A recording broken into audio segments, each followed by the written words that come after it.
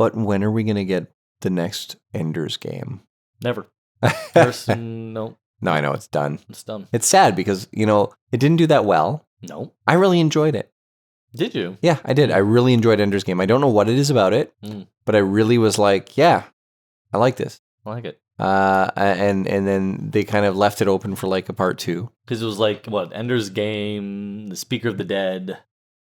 Yeah. What like the book series? I like kind of sometimes like things that other people don't like. But I enjoy a lot of things. I'm not that harsh of a critic. I tend to just enjoy things for what they are. The only movie I've ever actually hated was Kung Pao. Hello, and welcome to Basements, Faults, and Catapults. I'm one of your hosts, Aaron. And I'm Trevor. And here we're going to be looking at games, genres, and the things that we enjoy in gaming. And to do that, we're going to randomly select a genre each episode. Yeah, we're going to give a brief rundown of that genre. And then we'll select 2 games. One of these games will be something we want to catapult into glory, while the other will be cast into the fault lines riddling our basement lair. The catch, and what we hope will be the fun part, is that neither of us will have played, or at least played heavily, the titles the other has selected. Yeah, so we're going to take those titles, the best, the worst, we're going to divide them up, we alternate who gets what. We'll give it an hour of playtime, we're going to meet back up and chat about our experiences. That's where we'll give our own opinions of the other's game, celebrate where we agree, and refrain from murdering each other when we disagree. Murder. After all, not everyone can have a perfect opinion. And that's it.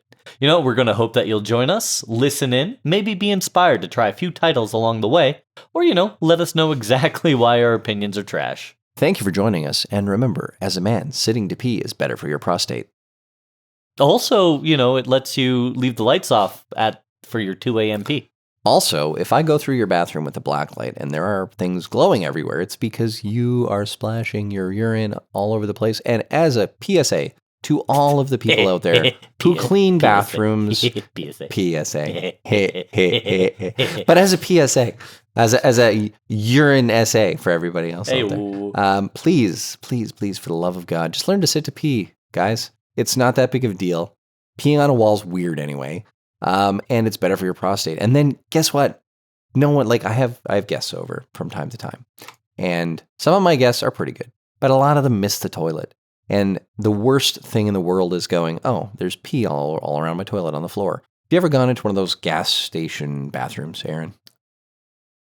Not on purpose. Right. But sometimes you need to. You're on a road trip. Sometimes it happens. Yeah, where the floors are sticky. Or even worse, you're at a movie theater and their floors are sticky. And that's urine, folks. And guess what? It doesn't have to be that way. You just have to sit to relieve yourself. And anyway, that's just something I wanted to point out today because, my God, I'm tired of dealing with sticky bathrooms because men are gross. Stop being gross, guys. Stop being gross. Or at least clean up after yourself. Yeah, or at least, you know what? Bring a package of wet wipes with you and wipe the toilet down when you're done. Come on, guys. Leave it in better shape than when you got there. That should be a general rule for everybody. That should be a rule. Yeah. For everything. Yeah, well, I mean, that's the core of the Hippocratic Oath, above all else, do no harm. And leave your patient in a better condition than when you came. Yeah, that leg was missing when he got here. Yeah. Well, if it isn't Mr. McGregor with a leg for an arm and an arm for a leg. Hi, Dr. Nick. Hi, everybody. Yeah. Hi. Love Dr. Nick. Connected to the wristwatch. Oh. Yeah, wristwatch. Uh-oh. But seriously, baby, I can write you any prescription that you want. Yeah. Yeah, or Dr. Hibbert. Where's my money? Right, I love it. Hibbert.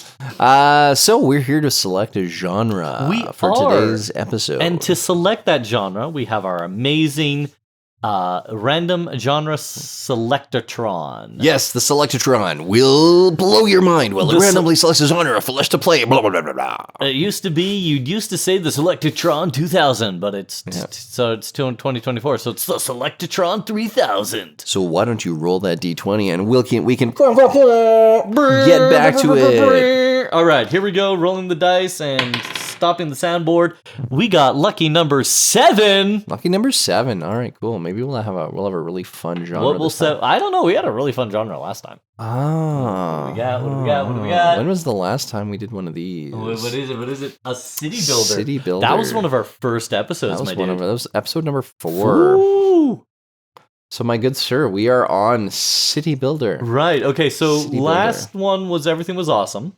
Yes, we played Supreme Commander and had a lot of fun blowing things up. We did. And the one before that was Visual Novel. Yes. I got the good one. Yes. So I guess I get the bad one this time. Because we skip Everything Is Awesome. Yeah, that's true. Yeah. That's true. It is technically you up on the chopping block this time around for the bad game, my friend. Which is fair, because I got the good one last time. Do you want to play Age of Pyramid?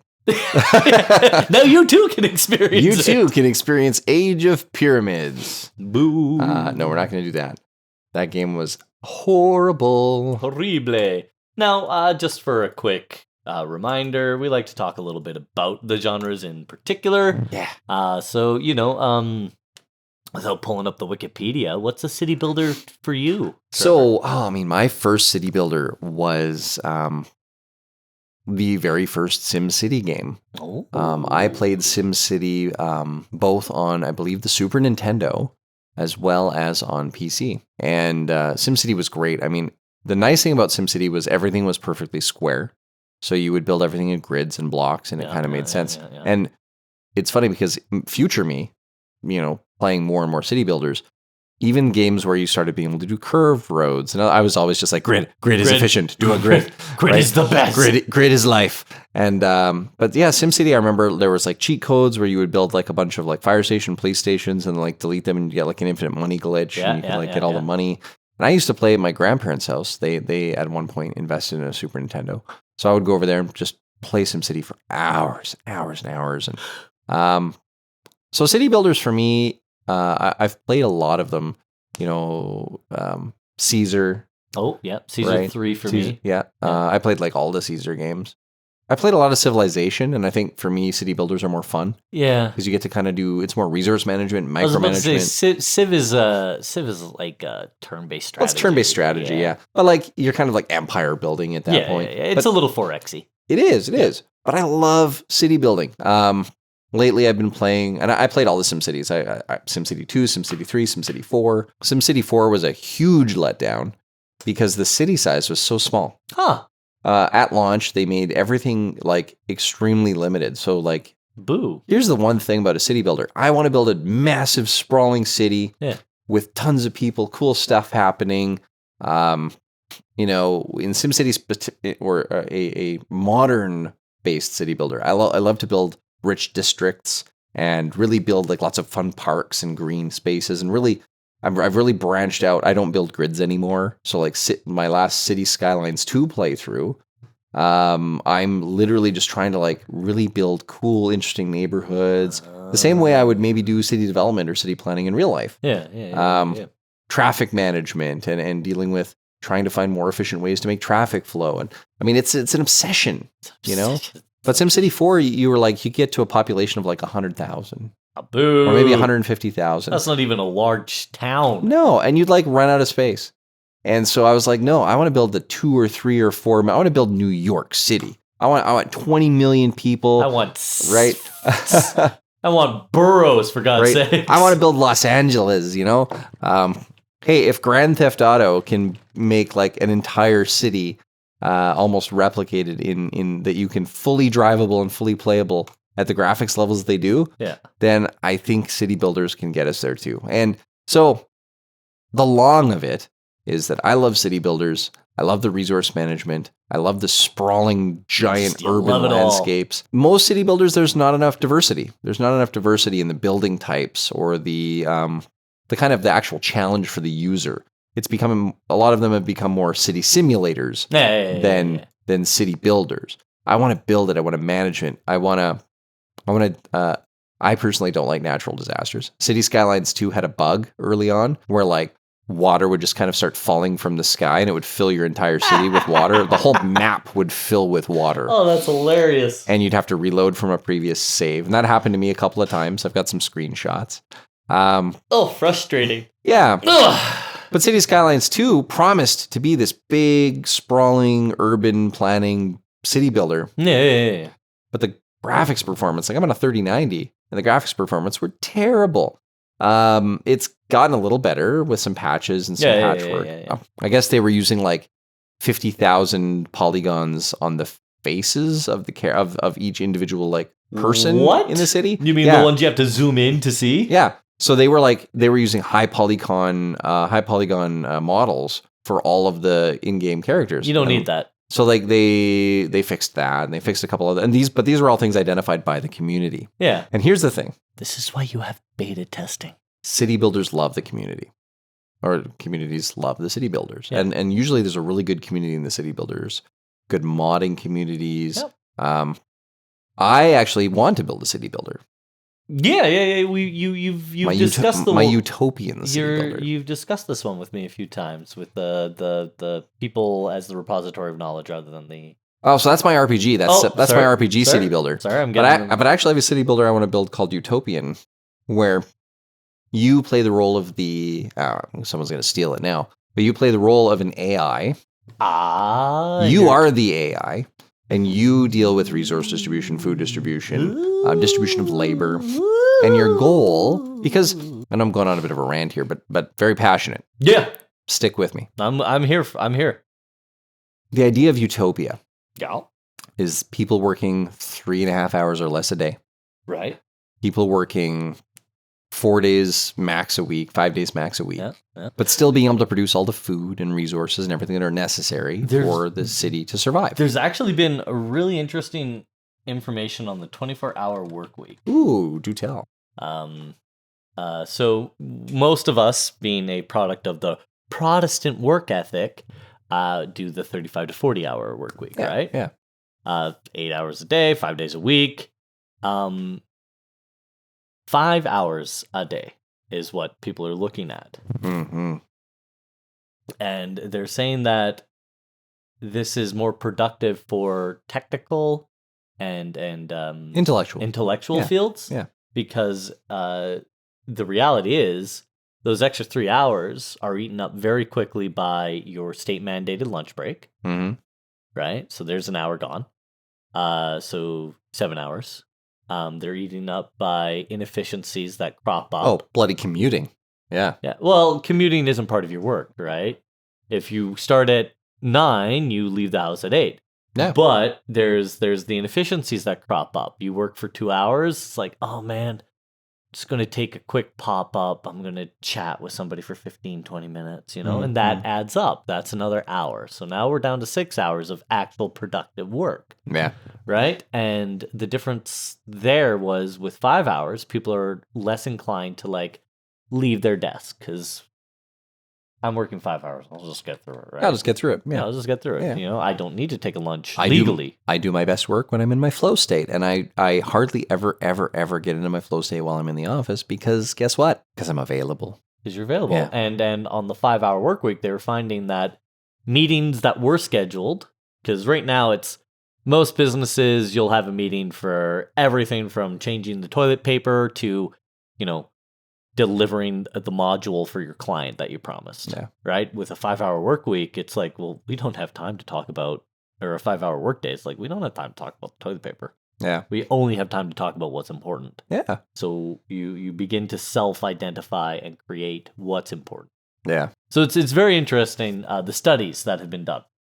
So I want to build this utopian city builder. Yeah, back to you. But the idea is the question that I want to answer by creating this game is it possible to create a utopian city or cityscape where people will have enough creativity or purposeful endeavors to keep them interested in continuing to live? And what happens when entire crops in your hydroponic towers get wiped out? Because we don't have farms anymore. Everything's hydroponics, right? We're doing the towers because that's efficient. We're doing it the most energy and water efficient way possible, right? By delivering nutrients through hydroponics and all that jazz.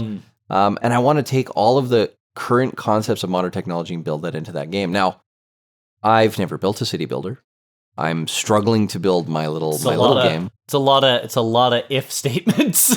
But like I want to build it though. I want to build this city builder. I've got 4 or 5 games that I want to build before I, as bucket list, get these games built and published. But city builders are, again, I want to build one because I'm passionate about city builders. So enough from me. What do you think about city builders? City builders. So much like you, my first experience with city builders was the SimCity franchise. Mine was SimCity 2000. Oh, good choices. That was one of the better entries. There was a young boy I was very close friends with when I was also a young boy, so it's not weird. But next door, Dave and his family had a Mac. Okay. And one of the only games available on the Mac, SimCity 2000, because it did have a Mac version, yes. So I would go over, we'd jump on the trampoline for like an hour, and then we'd go inside and we'd play SimCity 2000. And I just remember neither of us understood how to get people to come into your city. Mm-hmm. So like our cities would always inevitably die off, right? Because we would never be able to start bringing money in. Then the one day we found out how, and like, ooh, game changer. But I specifically remember SimCity 2000, and from SimCity 2000, I did Caesar 3, I did Pharaoh and its expansion, Cleopatra. Pharaoh was cool. Yeah. Pharaoh was the very artwork, cool. I believe, on the box was like beveled and embossed. Yeah. It had like, it was so like cool. that embossing. Their marketing team gets like extra points for that. We're talking back in the day when you bought physical copies of your games. And so like it's just city builders to me have always been about that really cool micro macro. Yeah. Cuz you're focused on this neighborhood and you're like, okay, I got to get them water, I got to get them power, I got to get them services, be that police, fire, education, health. I got to do all of this. Yeah. And now I gotta scale that up. I need industry, but I don't have the workers for industry, so I gotta build a worker community nearby here. But if I put too many high things, then they'll all upgrade to like not workers. I just want to be a benevolent god. Right? And speaking to your Utopia game you want to do, which is a really cool idea, and I'm down. Yeah. Maybe you'll help me build it someday. I'll be on your writing team. There was an RTS called Star Trek New Worlds. Not to be confused with the TV series. I'd never played Star Trek New Worlds RTS. It's by Interplay. Okay. And the whole concept was the Romulans were testing a new variant of the Genesis weapon. Oh. And they accidentally created like a whole schwack of new planets. So now the Federation, the Klingons, and the Romulans are all like trying to get it. Mm-hmm. And what's really cool is the Romulans, again, part of the the whole efficiency at all costs idea, is the Romulans, their food production facility, actually encouraged mutations and cancers. Oh, wow. Because if your livestock was growing like an extra leg or an extra arm, that was more meat. The game looks familiar. I probably pirated it. Oh, probably. And played it for like 5 minutes and maybe didn't like it. The graphics are pretty bad. It wasn't a very good game. Like I'm gonna just let you know off the top. Not IGN rated it 6.2. Yeah. You couldn't. Trying to remember correctly, there was no like save, so you either completed the mission or you failed the mission, which sucked if you'd spent like an hour and a half on a mission and then all of a sudden died. But did you ever play Ega Trek? Ega what? Ega Trek, EGA Trek. Remember before the world of VGA, we had EGA. And so this game was called EGA Trek. Oh, EGA Trek. I vaguely remember it. Oh, it was so bad, but I used to play it for hours. Yes, I played EGA Trek. Oh my god. Anyway, trip down memory lane. Holy. Yep. Here's like the chart, your little The little system status, your lasers. Yeah. Goofy game. Very hard game. Very difficult. I think I played this. I had like one of those 500 games, like one of those demo discs. Yeah. I think it was on here.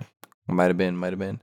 Yeah, so city builders, I think, they're definitely one of my favorite genres in the world. It is one of my... I do love a good city builder. It's one of my highest playtime hours genres that I have. I'm an FPS kid. Like, I really love a good FPS. I do too, but like I kind of dropped off the FPS circle after the first Deus Ex came out. Oh yeah, long time back. The fact that he calls Deus Ex an FPS actually hurts me a little bit. It was an FPS. It's a simulator with FPS element. I mean, I will accept that, but it was first person and you shot things at people. It was not. It was by not, that logic. Fallout 4 is an FPS. Actually, Fallout 4 has more. Fallout 4 really is kind of. Yeah, I was about to say Fallout 4 has more in common with an FPS.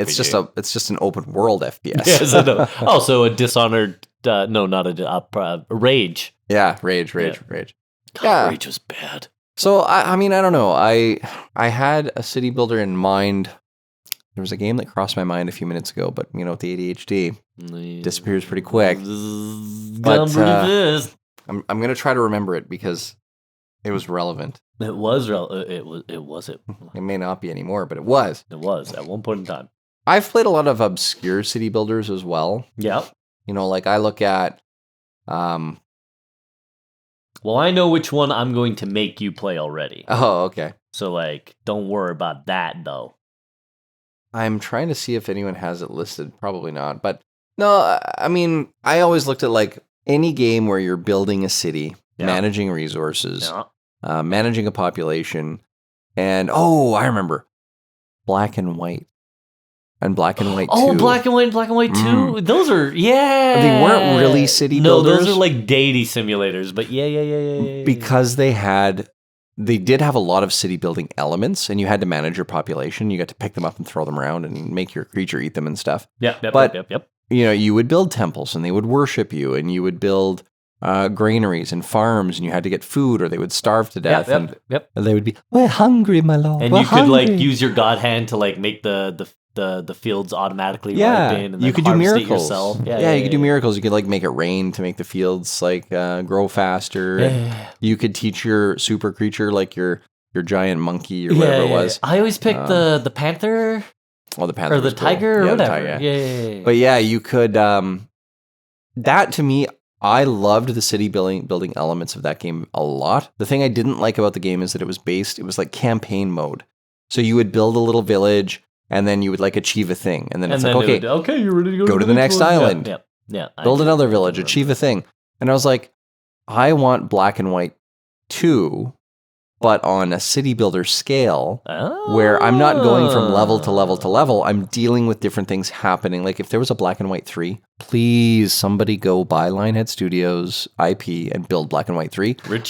Richard Garrett, what are you doing? Get in there. Actually, I don't think he's allowed to make games anymore. But I would kill for the chance to have a Black and White 2 style city builder that's massive scale that you just deal with different things happening on the same map. Don't keep changing the map. I want to build my population. I want them to tell stories of how my god hand saved them from that meteor, or crushed them with the meteor. Because you got to be. Sometimes you were a bad god. Yeah, sometimes you grabbed a giant rock from the top of the mountain and dropped it on your village because, they weren't worshiping you enough. You wanted to have the evil hand skin instead of the sparkly rainbow hand skin. Yeah, you wanted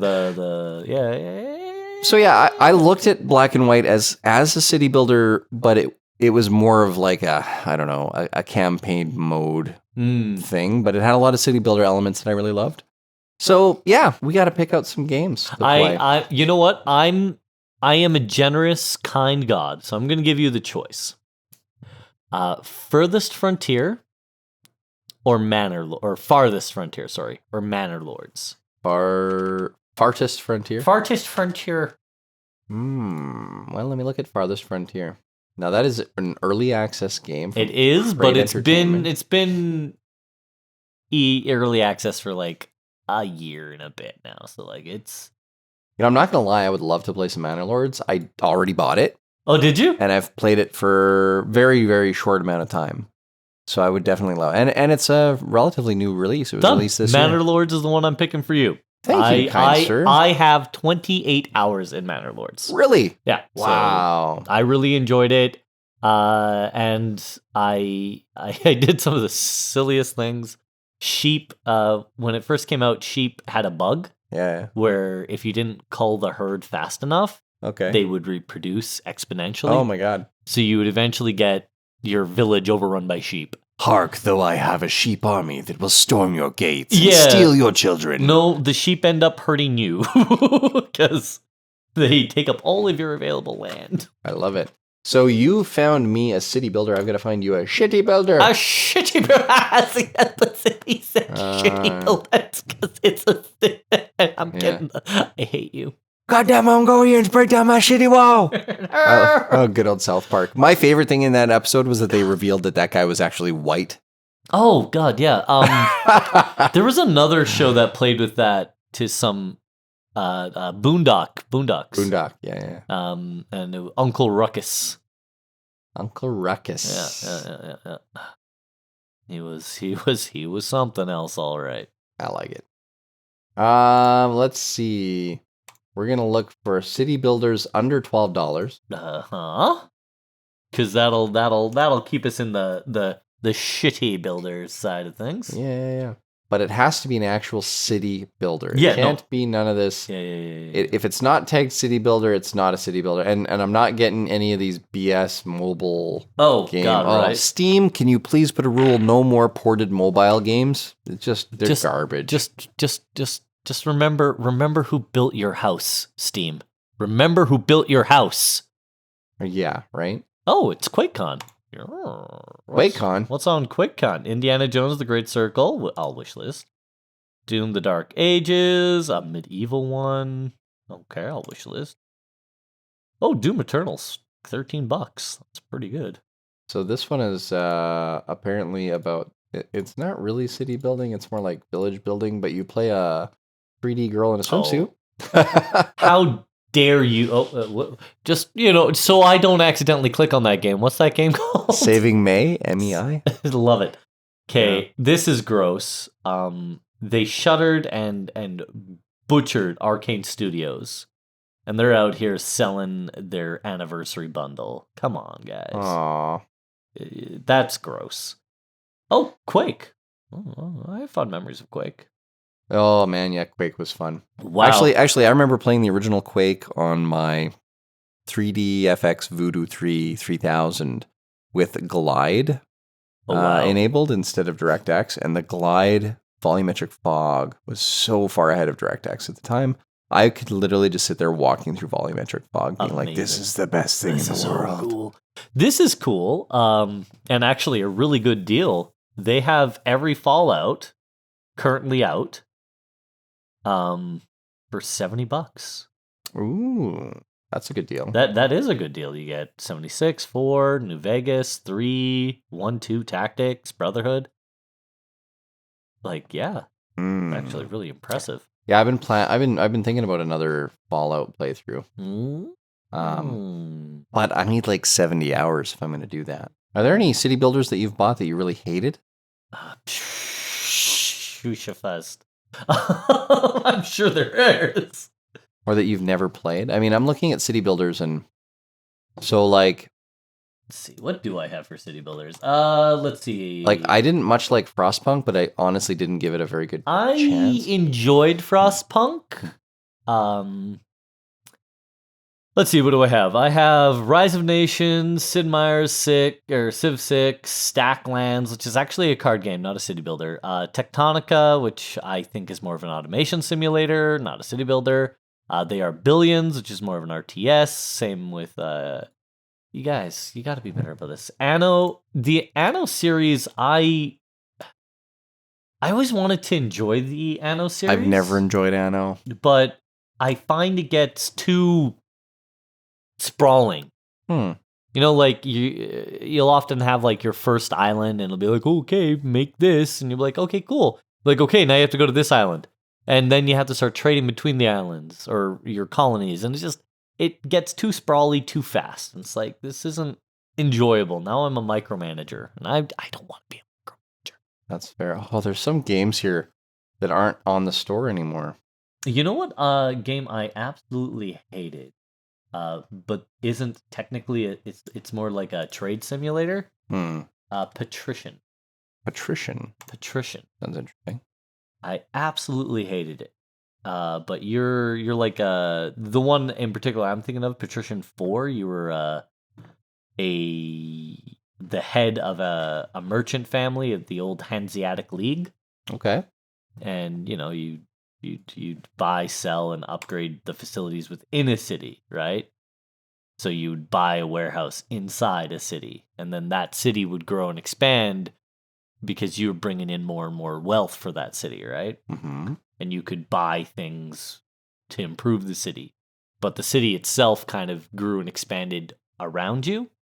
So if you bought a counting house, you're bringing in a bunch of money, so the city would grow, but you wouldn't be able to really control how it grew. Mm-hmm, mm-hmm. You could influence, like you could be like, you give couple $100 to the city council to build like a local police force or whatever, and you would get more stability in that town. But yeah, ultimately the town would grow without you. Okay. So I don't know if I would count that as a city builder, but it's kind of cool. So Stronghold is listed. Would you consider? I mean, it's more of a. I feel Stronghold is more of like RTS. Yeah, 100% RTS. Yeah, and I get it. You build like a kingdom, but it's definitely an RTS. Yeah, no. It prides itself on resource management. Yeah, no, 100% RTS. I want something that's more like a purist RTS for you to play. You mean a purist city builder? Yeah. Purist city builder. Yeah, no, purist RTS. I'm like, we're playing StarCraft. Oh, a purist RTS, StarCraft, Command and Conquer on my Blizzard clone server. God, you know what? Red Alert was my first RTS. Yeah, and it'll always be my favorite RTS. I like it. There's just a part of me that'll always love it. Yeah. Hell March. Wake up, let's go. Yeah, you've mentioned that a couple of times. It's definitely something you love. It's a classic, and Hell March shaped my taste in a lot of music. I'm a metalhead, and Hell March started that march. Very cool. Bad city builders. Let's go Google. No, I'm not bad at city builders. I want bad city builders. Right. Give me the terrible, terrible city builders. All right. Best worst city building games. Oh, Shiza, Avon Colony. I forgot about Avon Colony. I don't think it was very good. It wasn't. I maybe have 20 minutes in it. Yeah, Avon Colony wasn't great. I think I might have bought it, and I might have actually refunded it. Oh wow, it was that bad. I mean, again, I just didn't enjoy it. Maybe someone did. I didn't though. It's so hard on Steam nowadays to choose something that isn't just a crappy mobile port. Although, you know what? I was watching a YouTube video the other day that said that you can go in and actually help delete and clean up tags as a user. Oh.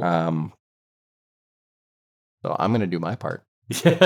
I'm doing my part. I'm doing my part. I'm doing my part too. I didn't do shit. God, it still boggles the mind that people watched the original Starship Troopers and thought that it was a real, serious. It was satire start to finish. Oh yeah, totally. Sphere? Yeah. Yeah. Looks like it's positively reviewed though. It's mixed. Mixed. Okay. It's mixed. All right. Okay, so I have 3 choices for you. Okay. One is called Sphere: Flying Cities. All right. It's a sci-fi city builder. Okay. And then I have Infinite Construction, which is a sandbox construction game with no boundaries. That looks more like an automator. Yeah, it kind of says the game is simulating the reconstruction of a post-war town. 18 types of resources. I don't know. It's interesting because it's in black and white. Yeah, it looks like architecture blueprints, you know? Yeah. Yeah. And then the last one I was looking at is called Polytowns. Interesting. Casual town builder that takes place on a floating island in a fantasy world. Grow your town and manage your resources in this challenging builder. I don't see... I'm worried that this might be a mobile port. But this Sphere looks really cool. Sphere Flying Cities, and it is mixed reviews. So if we look at some of the reviews, not recently at least, not recommended, not recommended, not recommended. It's got a lot of negative views. And the important thing is the not recommended actually legit, or are they just review bombing it for whatever reason? Oh, these guys are taking a lot of time to talk about like what they liked and didn't like about it. So I would say these are valid, legit reviews. No, good. So for $4.09, I too can enjoy Spheres. You too can buy Sphere Flying Cities. It is presently 80% off on the Steam store. Spheres Flying City. Yeah. So I'm going to take some notes here while you download that. Yeah, there's two of my favorite genres: city builder and city builder, survival, and simulation.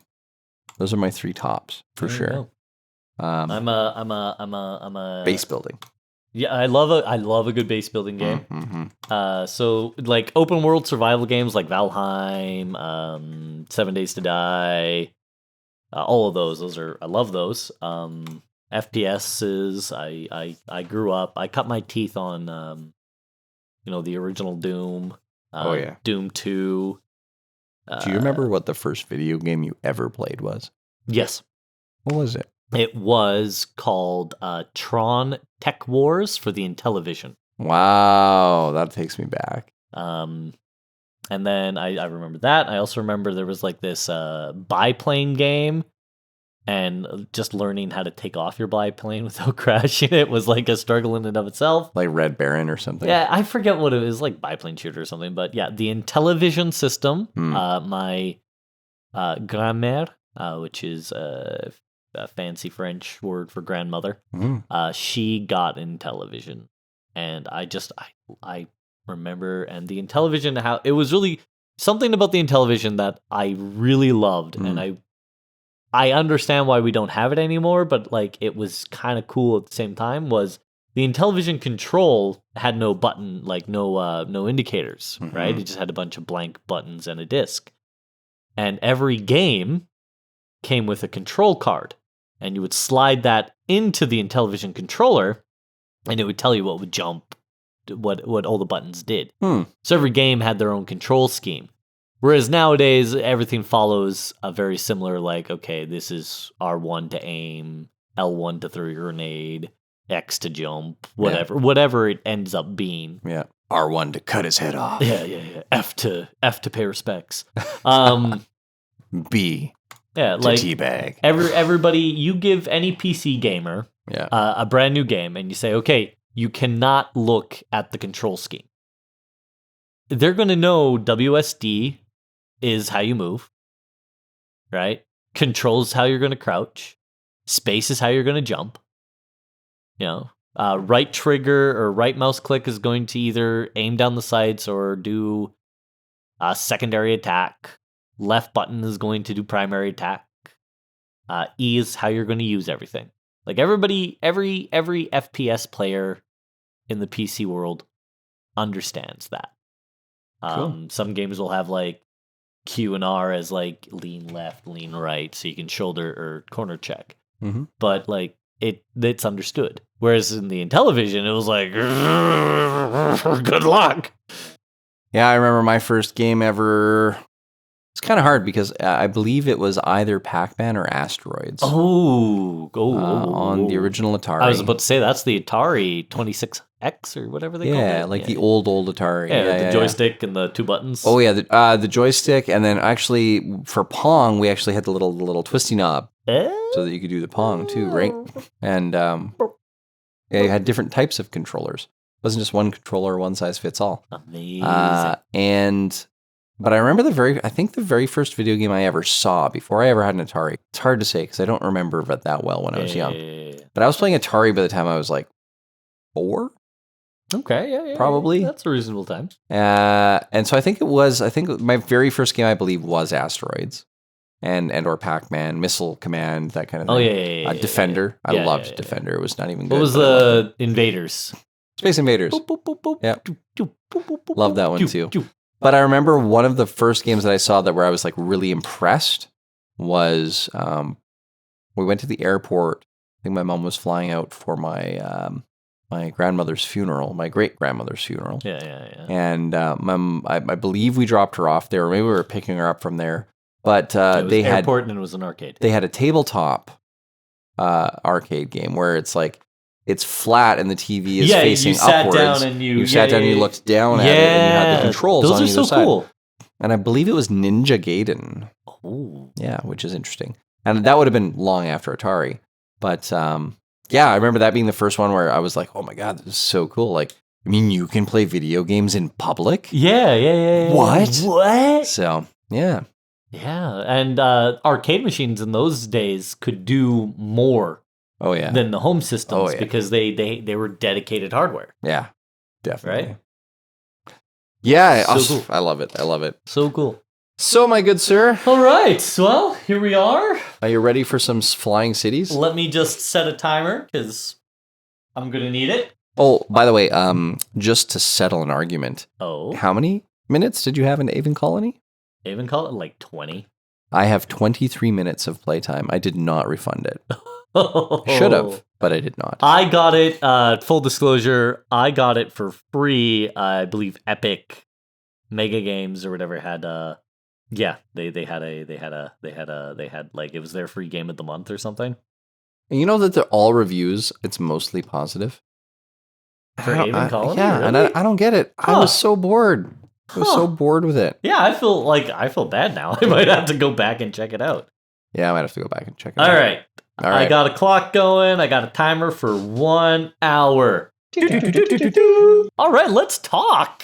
So let's talk. So, you got to play the bad game, or the less. It was less well ranked, the not so well ranked game. Sphere, Flying Cities, which honestly, from the sounds of you playing and laughing, I feel like this is a game I want to try. It's $4 right now. $4. And you know what? I'm going to go buy it right now. It's worth $4. Yeah, I'm going to go buy it because I want to try it. It sounded like you had a blast, and it sounded like a really interesting premise. So why don't you walk us through Sphere? Tell us a little about it. Spheres is an interesting concept. It's you're given control of a flying island, essentially. It's a chunk of rock. And the heart of this is this anti-gravity system, the AGS, or the AGD, anti-gravity device. Unimportant. So with this, you generate a shield that protects your colony from debris, radiation, all of that. So you have to build under your dome. And you can expand your dome, but expanding your dome weakens the strength of it until you research higher strengths of the dome. Yeah. So on and so forth. You get events. If say you're in a rank 1 particle storm, you're fine because your dome's a rank 1 strength. If you get into, say, a rank 3 meteor storm, different problem. And in fact, that is what killed me the second time. Oh, no. So you run into these, and like any city builder, manage your colonies, manage their little health issues, food, first aid, education, all that jazz, right? Research, get better. What was interesting to me is in a lot of city builders, there is your resource gathering as well, right? Mm-hmm. And it'll be like, here's your clay pits. This is the only place you can build clay pits, but they produce an infinite amount of clay. Okay. And that's Pharaoh, right? Other games are like, okay, there's so many mines in the game. Once they're depleted, they're depleted. Yep. And that would be like your Tropico games. Yeah, or right? like I remember the first thing of like resource depletion. I remember like the first time I played Warcraft 2. Yeah, Warcraft 2. You're like, oh, you've depleted the mine and it's just gone. You have no more resources. Yeah, exactly, right? So that's another excellent example. This one handled it very interestingly because you're on a flying island.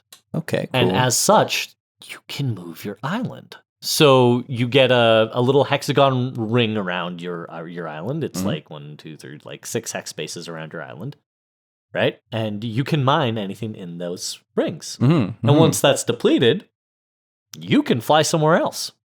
Cool. All right. And I should have sent my drone out the second time, and I would have known. But as you're going, you discover new sectors. You can fly to new sectors, mine, discover like remnants of humanity you can bring onto your island for like an immediate population boost instead of waiting for natural increase. Nice. So it was an interesting game. It really was. The research, like in a lot of games, research is click and then wait for the bar to fill up. In this one, research, not just it costed resources, but it costs special like research resources that you'd only get through mining. Right. Like this iron mine, for example, has 8 common elements for research, right? And you can convert those, like common can become uncommon, can become rare, can become epic, can become legendary, I think was the system they used. And it's like a 10-to-1, 4-to-1, whatever the ratio is. So you can do that if you have a glut of resources. So that was interesting. Now here comes my issues. We've talked a lot about accessibility and ease of access, and there were almost no tooltips in this game. Oh. When you go in, you can select a thing, and it'll say, "Oh yeah, this thing, the first aid center. The first aid center provides service for ill colonists, right?" And you're like, "Oh, okay, cool."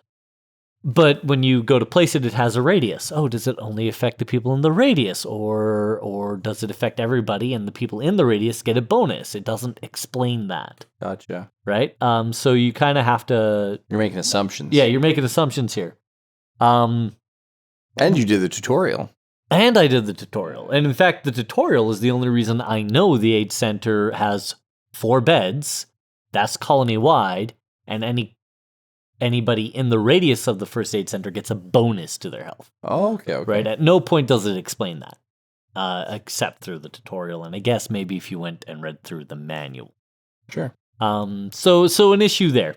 Also, man, is it unforgiving. You blew up a few times. I blew up twice. The first time was me being very stupid, but the second time was I got into a meteor storm and it blew everything up. Yeah. And the recovery on that was almost impossible. Yeah. Like, there was no coming back from that. Well, you learned quickly, too, don't turn off your power reactor. Yeah. Deconstruct it. I didn't just turn it off, because I could have turned it back on. I flat out deconstructed it. So yeah, it's an interesting game, an interesting concept. I liked a lot of what they were doing. It could have used a little more polish, a little more accessibility. So yeah, all in all, it was fun, and it's the price point of $5 is just right. That is the price point I would be willing to pay for a game like this. Well, yeah, and I think that really lends to games that get certain reviews where the game itself is not bad, the mechanics aren't bad, but what it is, maybe people don't equate it to the same kind of value that they would expect for what they paid.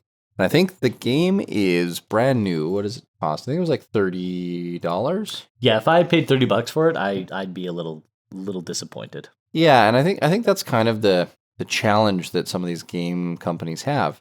Yeah, so it was like 20. Okay, so it was like $20. So I mean, even at $20, like I would say, like that's reasonable for even an indie level game, if it's fun and the mechanics are good. But yeah, there are reasons people kind of give bad reviews. But when something, yeah, if I paid $5 for it and I enjoyed it, I'll give it a good review.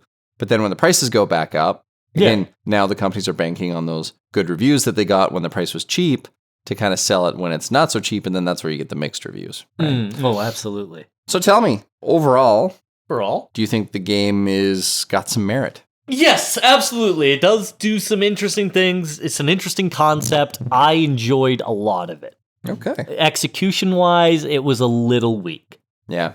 What were some of the things that you really think that they should focus on if there's some improvement to be had in the game? For me, right off the hop, they should have a way of turning raw resources into research resources. There should be an option for that. I like that. I don't know what the cost would be. I don't know what your balancing would look like. But as of right now, the only way to get these research resources is to discover them through mining. And there should be a way to say, and even if it's just making comments, and that's fine, right? Being able to manufacture it would be a big improvement. I would also suggest that they take a little more time on the graphical user interface and the tool tipping. Okay. Because right now, there's not a lot, and it did a really good job of alerting you, like, hey, your colonists don't have enough housing. Having a little flashing indicator on where you can solve that problem, like have the build menu suddenly start flashing. Yeah. And be like, oh, okay, this is where I can go to build houses. Yeah. Right? Because a problem could crop up, and if someone hasn't played through the tutorial,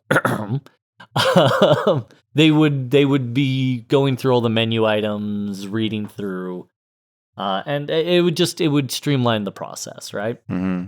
Which I can't emphasize is how important streamlining is. Yeah, there's some of the negative reviews really touch on the same kind of things you said, like the user interface not being very helpful. They mentioned like having to turn certain systems on and off, like mining doesn't auto start. Someone mentioned here. Oh, it does. It does. Oh, okay. It does now. There is a button you can click to say auto. Okay, so someone added that. Now that was an early access review. Yeah. From 2021, but yeah, it was like people were kind of saying, well, I didn't expect it to be like Frostpunk, show some of the DNA, but it wasn't a nurtured game. So a lot of people kind of feel that the game was maybe not that well cared for. Very, very much like Frostpunk in the sense that Frostpunk, it was that big central furnace, and you could unlock. It would heat up more and more of the area around it. It's the same idea, but it's protecting more and more of the area around. So yeah, I can see the Frostpunk gestalt there. It did it differently, of course, but I can see where people are coming from with that. Yeah, some of the newer reviews on it kind of say it was a good in concept, but failed execution. Kind of like you said, the execution was a little bit weak. Yeah. So I think that's what a lot of the people that put negative reviews kind of commented on, was said, yeah, maybe it was just poorly executed overall, right? Yeah. So why don't we get into ratings? Tell me about the graphics and art style. Graphics was really interesting. It was simple. Like it wasn't breaking the 50,000 polygons for every individual citizen. But it did good with what it did. My only issue is your island is very boring. It's a chunk of floating rock. And I think it would be cool if, as your dome expands, the area it's protecting starts to come back to life. You get like greenery and things like that. That would have been an interesting touch. Yeah, I agree. Because then you'd get that visual bonus of like, not only has my protection expanded and I can build more within that dome, but I can actually see that this is restoring life. That would have been a nice touch. Yeah, or like being able to like use your anti-grav to attract bigger chunks of world. And to expand make your island bigger. Yeah. I see. All of that would have been an interesting touch. Yeah. They didn't. So it's a very drab, uninteresting world. Very, very, browns and grays. That's unfortunate. So unfortunately, while nothing was bad in terms of graphics, nothing was like visually interesting. The particle effects were cool, like your shield generator, your shield itself. Meteor storms, all of that. So I would feel comfortable giving this a 6. Okay. Because again, it was good and competently executed, but it wasn't interesting. Okay, fair enough. Audio composition again, music. It was very synthy, kind of. It was very. Bleh. Okay. So I'm gonna give it a 6. And it wasn't even like StarCraft was great for this. Yeah. If you would click on a building, it would play a quick little sound. Yeah. Right. Yeah. Like all those cool little things, and ready for your command. Yeah. Didn't do that. Fair enough. So that sound design was again good, competently executed, boring. So 6. Okay. Now the gameplay. Gameplay. This is where I'm torn. Okay. Really cool concept. They're not really great execution. Well, that's too bad. So hate to hear it. You hate to hear it, and it's hard to rank that, right? So unfortunately, we're going to cut the difference and give this a 5. 5. Okay. Well, so clearly it kind of doesn't make the cut in those areas, but yeah. But I had fun. I did. You were $5, laughing. I had fun. It kind of looked like you had fun. For now, $5, I had fun. Yeah. So, what would you give it for a fun rating? I'm going to give it a 7.5. Okay. Like, I had fun. I did. I like it. And one of the best things any game developer can do for like a city builder or 4X or anything like that, where it's a real time acceleration. Give me a 1, 2, 5 timeser. Yeah. And thank you. Yeah. So, could you imagine playing Stellaris without being able to fast forward? I have actually. I have played entire playthroughs on normal speed. Very painful. Blech. But I guess for like Iron Man, you would have to. Yeah, when I was learning the game, and definitely in Iron Man, you play a lot more in normal mode. I know my friend and I, when we play Stellaris, we typically don't go much beyond normal mode, and late game we end up on slow.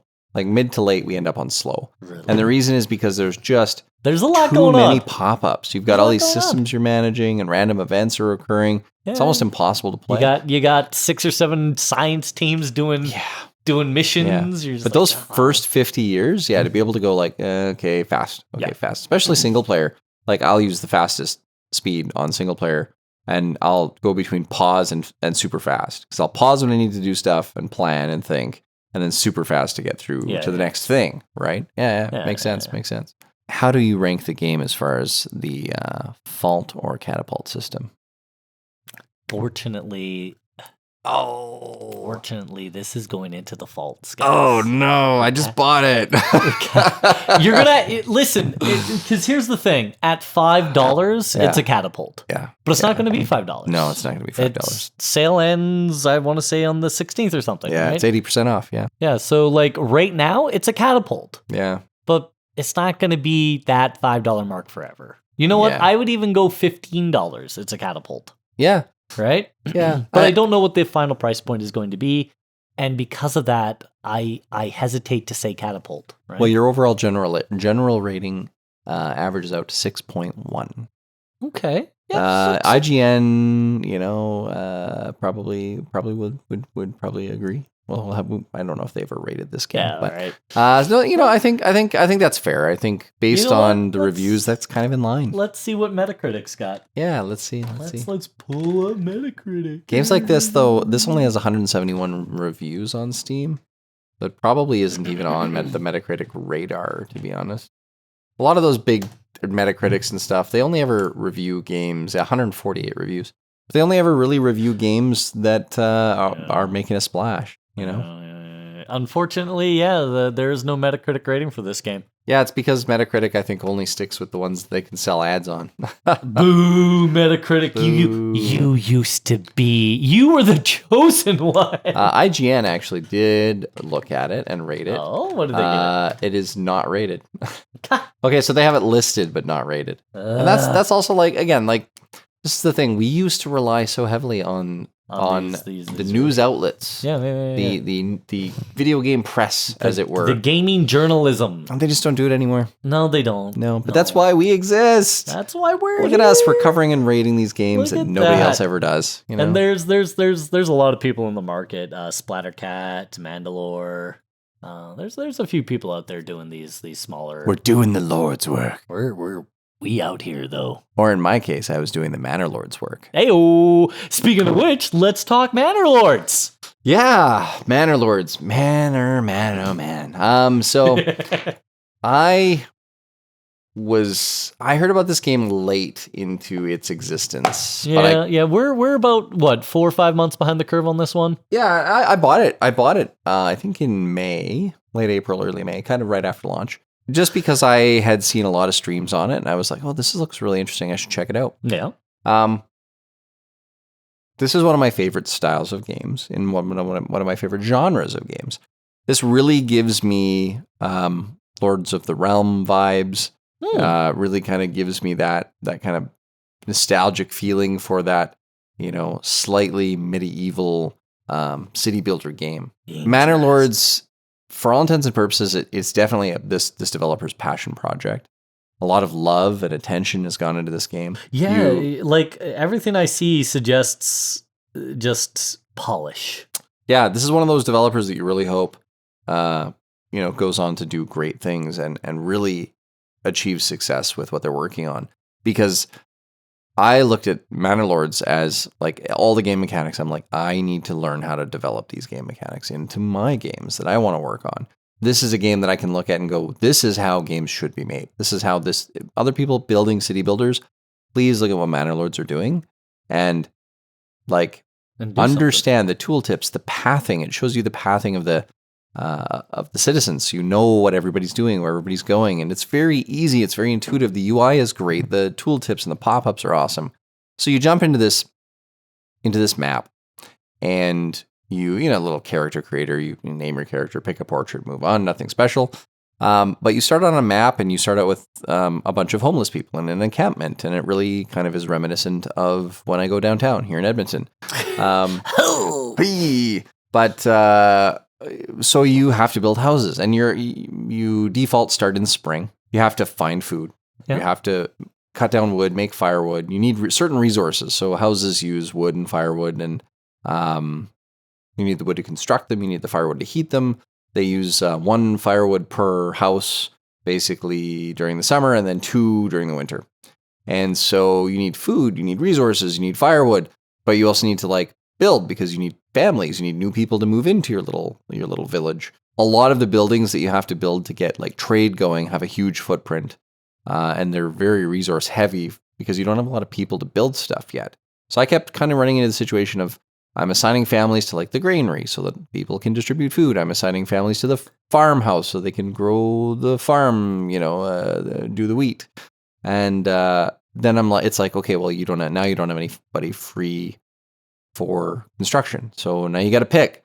Am I going to stop chopping wood? Am I going to stop gathering food? You got to really think out your first year of your settlement, which is kind of smart because, my great-grandfather came from Ontario to northern BC and settled. And that first year, you better figure it out. I was talking to my grandmother about it, and she kind of said, yeah, we got there later in the year, so we had to settle in for winter. So very quickly, got to chop wood, build a cabin, have hopefully enough food, do some hunting, do some trapping, be able to feed your family through winter so that you can then plant some crops and do all of your groundwork for setting up your farm in the spring. So this game really captures that well of your first settlement. You feel a little bit of the pressure of oh my God, what do I have to do? Do I hunt? Do I gather? Do I construct? I want to build a trading post, but I don't have anybody free to do that because I'm busy building my berry gathering and my hunter lodge. The game looks great. It feels great. I didn't play the tutorial, so I won't complain about I didn't know what to build next. But if you've played these kinds of games, you can kind of figure out I need to build food. Yeah. I need to smelt ore.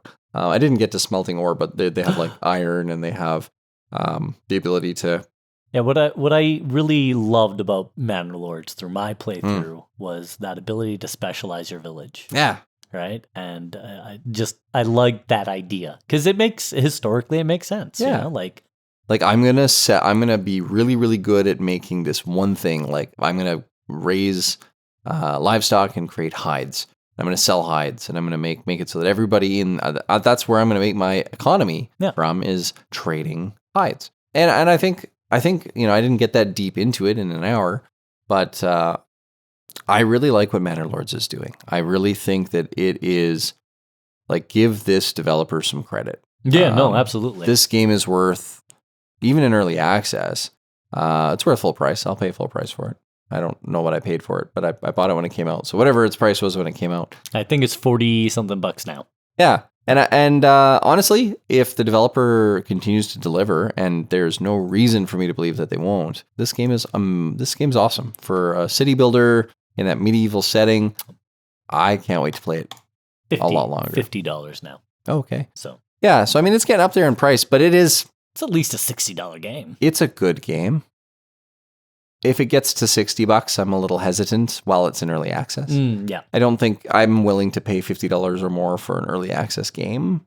But no, I'm liking what they're doing with it. So graphics and art. Love the style. Yep. You can really zoom in. You can do visit your town mode where you can walk through it and you see everything in all its splendor and glory, which it's really cool to be in a top-down city builder. And then be able to get the perspective of walking through your city. Yeah, it looked like it was third person there. Yeah, City Skylines kind of did something similar where you could zoom in and you could track a car and you can kind of watch the car as it drives through your city. Yeah. And I found that was really cool because all these big skyscrapers look totally different when you're in a little car driving through the city. Oh, yeah. Or you're like, wow, this highway's, you zoom out and you're like, my city's so small. And you zoom in and it's like, oh, wow, actually the city is massive. And it's going to take this car 20 minutes to drive from one part of town to the other. And now I appreciate how bad the commute is that I need to fix the traffic in my city. I need to fix that, yeah. Oops. Well, in Manor Lords, the cool thing is that it really focuses a lot on pathing. So because resources, and it kind of says this right in the tooltips, resources have to be manually moved from one place to another. You can't just I have resources, build, insta-build. No, your people have to actually move the resources.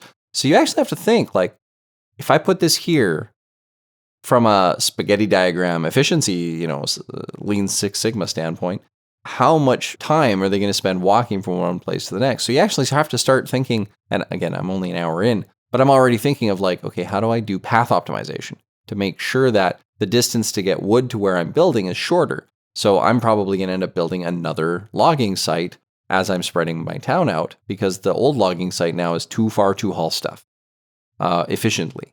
And I want my townspeople to be efficient so I can have higher outputs, and so that eventually I can find out why these bandits are stealing my bread and go kill them. Bastards. Darn bandits. So graphics and art, it's not like an Unreal Engine 5. And again, I've said this in prior episodes, but I think we are very spoiled when it comes to the graphics we're getting nowadays in games. Absolutely. So, and how easy it is to do it. I like the graphics in this game. I think that there's definitely some shortcuts that developers take to make a game look good without having to pour a ton of time and investment into the artwork. Yeah. But I think it looks great. I think the art is awesome. I hate the pointy shoes on my Manor Lord when I walk around, but that is the style at the time. And we talked about this. And the shoes indicate virility. Yes, the shoes are a reference to the phallus. So graphics and art, I'm going to go ahead and give it an 8.5 out of 10. Hey, that did better than Supreme Commander. Yeah, I think that Manor Lords is really good. I think that there's little details, there's when after it rains, there's puddles on the paths. Nice. Yeah, just little things like that, little touches like that make me really enjoy it. But is it a 10 out of 10 graphics game? No, it's not. But I love the artwork. I love the style. I think there's a little more that they could have done with the farms.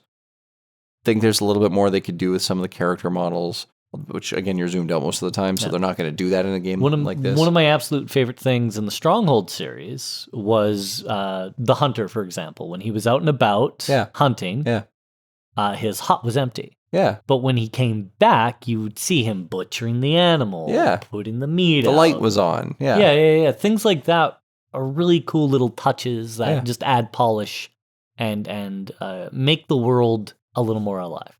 Yeah, and I think that having a lively world is definitely part of that. And Manor Lords is pretty lively.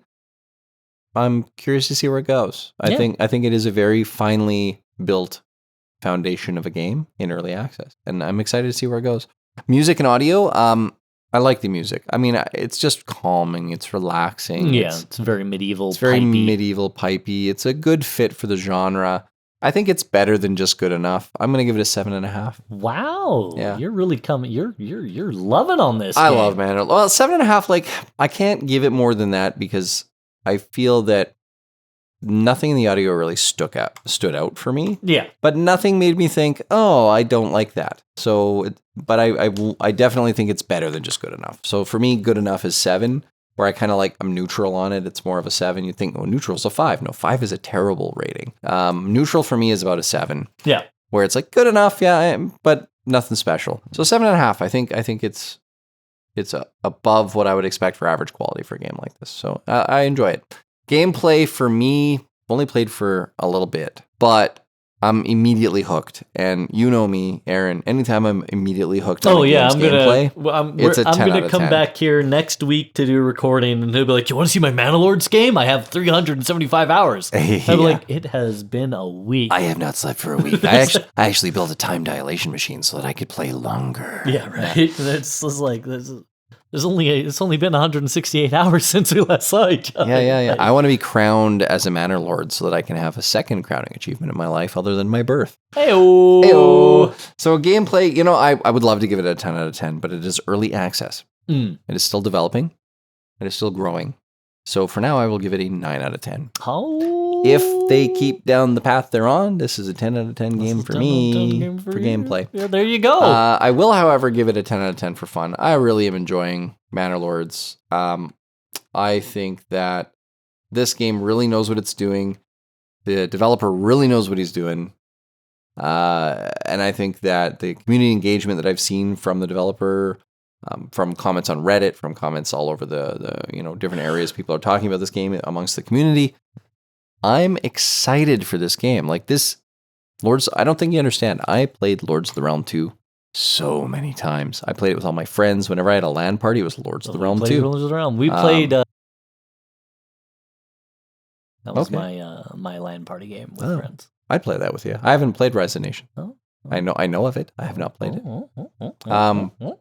So yeah, general rating, that lands me at an average general rating of 8.8, which I agree with. I think that this game is one of the best medieval city builders that I have played in the last 15 years.